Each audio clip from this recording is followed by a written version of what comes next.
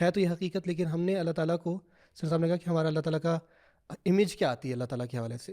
تو ہم نے اللہ تعالیٰ فزیکل امیج نہیں، میٹافورک امیج ذات کے بارے میں کیا ڈیفینیٹلی وہ یہ ہوتا ہے کہ اللہ تعالیٰ بس انسان کو دیکھ رہے ہیں اور وہ دیکھ رہے ہیں کہ اچھا اس نے ابھی یہ غلطی کی ہے تو اس کو نا فلانی جگہ پہ یہ سزا ملنی چاہیے، یہ غلطی کی اور فلانی جگہ پہ اس کو یہ سزا، اور ہمارا یہ اصل میں ریئیکشن ہوتا ہے، جبکہ اللہ تعالیٰ خود کہتے ہیں ما یفعل اللہ بعذابکم، کہ اللہ تعالیٰ آپ کو عذاب دے کے کیا کرے گا،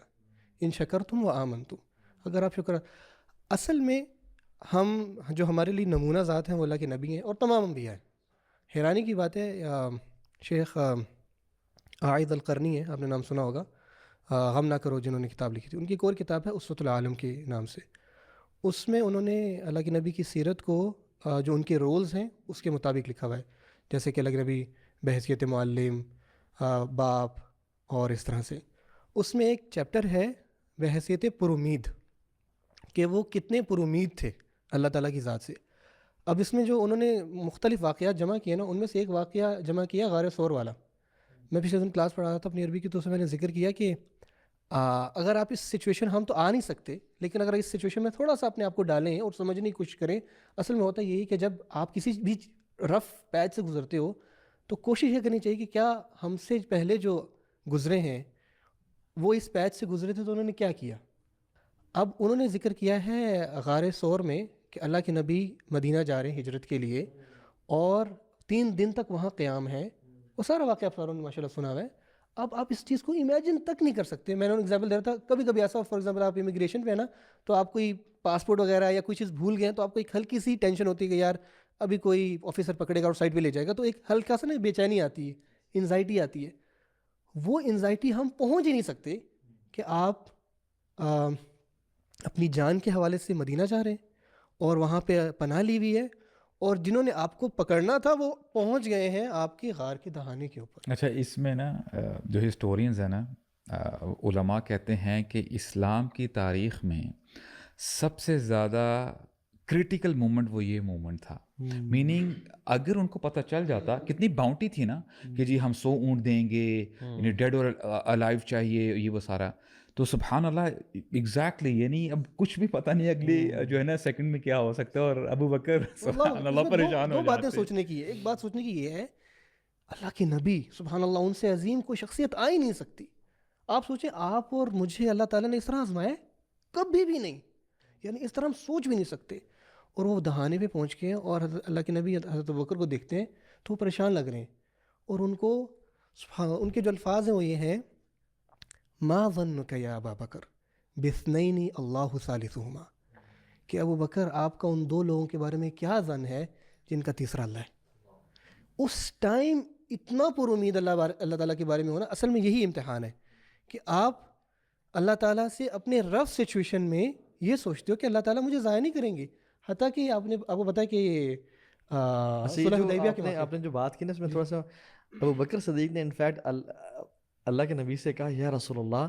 اگر یہ اپنے پاؤں کی طرف دیکھ لیں تو ہمیں نظر آ جائیں، ہم نظر آ جائیں گے ان کو، یعنی کیونکہ غار ثور جو ہے نا اگر کسی نے وزٹ کیا تو وہ بالکل ایسے ہے، کوئی غار نہیں ہے پراپر، وہ 2 پتھر ایسے پڑے ہوئے ہیں کہ اور ایک پتھر اوپر ہے، تو وہ اوپر چڑھا ہوا تھا وہ کافر، اور وہ جب اگر نیچے ویسے ہی دیکھ لیتے نا پاؤں کی طرف، اپنے پاؤں جوتے کی طرف، تو ابو بکر صدیق اور اللہ کے نبی نظر آ جاتے ہیں اس کو۔ تو نے کہا رسول اللہ اگر یہ اپنے پاؤں کی طرف بھی دیکھ لیتے ہیں نا تو ہم نظر آ جائیں گے۔ تو آپ نے کہا وہ پوری آیت یہاں سے شروع ہوتی ہے۔ تو اللہ تعالیٰ اپنے بندوں کی مدد کرنا جانتا ہے۔ اصل بات یہ ہے کہ آپ اس سچویشن میں بھی اتنے ہوپ فل، یعنی آپ کو بظاہر نظر آ رہا ہے کہ یار دس از دا اینڈ ایونچولی، بٹ اللہ تعالیٰ کے اوپر، اور دیکھیں پھر اللہ تعالیٰ نے کیسے ان کو پہنچایا۔ اچھا، یہ صرف اللہ کے نبی کا معاملہ نہیں، بلکہ اللہ کے نبی کی زندگی میں ملٹیپل ٹائمز کہ جب وہ غزوہ کے لیے جا رہے تھے، آپ آرام فرما رہے تھے، ایک کافر سنیک ان کر کے آ گیا، آپ کی تلوار پکڑ لی، آپ کو بولا کہ محمد تجھے مجھ سے کون بچائے گا صلی اللہ علیہ وسلم۔ اب آپ نیند سے اٹھے ہیں، اب نیند سے اٹھتے ہوئے تو بندے کا کانشیس مائنڈ اتنا ایکٹیو نہیں ہوتا، لیکن اتنا اللہ کے نبی نے کام کیا ہوا تھا اپنے توکل پہ اور اللہ کے بارے میں ہوپ فل ہونے کے، فوراً سے کہا اللہ، ایون حتیٰ کہ یہ جو ہے نا کہ ابو بکر صدیق والی بات، تو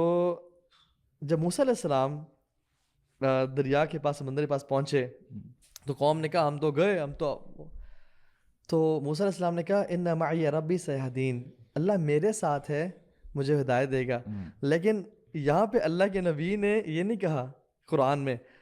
لا تحزن ان اللہ معنا, اللہ ہمارے ساتھ ہے, کیونکہ یہ ابو بکر ہیں, یہ بنو اسرائیل کی طرح نہیں ہے. اور ابراہیم علیہ السلام کو دیکھ لیں,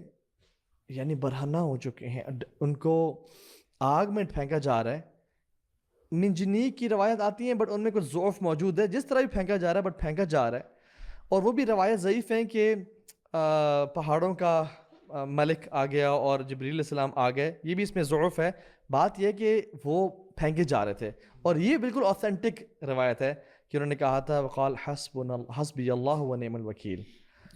اللہ میرے لیے کافی ہے اور کیا ہی بہترین یہ ہے رب. سو whenever you call رب اور اللہ, when you pray Allah Akbar,